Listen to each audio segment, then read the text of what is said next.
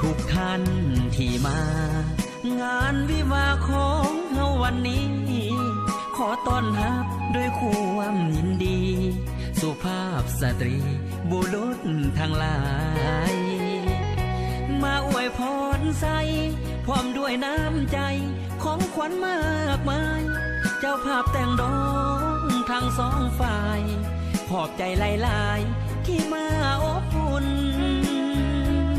บัดนี้พี่น้องเจ้าภาพแต่งดองขอเชิญทุกท่านเชิญรับประทานอาหารและห่วมสำราญเป็นเกียรติพวกเขาอาหารเต็มพาของแก้มสุราเครื่องดื่มเบียร์เหล้าพวกเขาจัดหาเพื่อพวกเจ้าเชิญเลือกเอาทานตามสบายหากมีสิ่งใดบ่ถึกใจหรือเขินขาหรือว่ามารยาท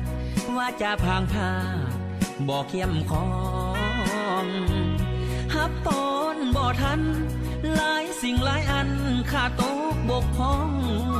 พวกเขาเจ้าภาพทั้งสอง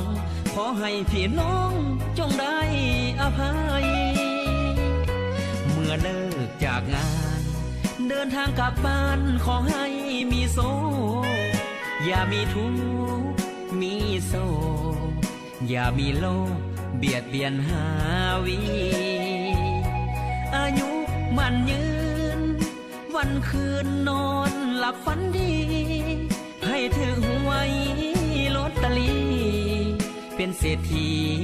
เงินล้านทุกคน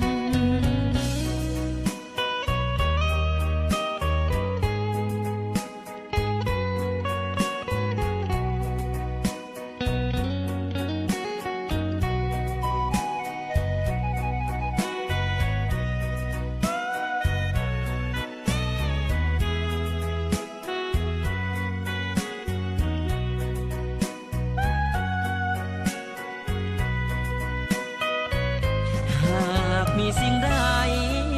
บ่ถึกใจหรือเขินขาหรือว่ามารยาทว่าจะพางพาบ่เข้มข้องฮับตอนบ่ทันหลายสิ่งหลายอันขาดตกบกพร่อง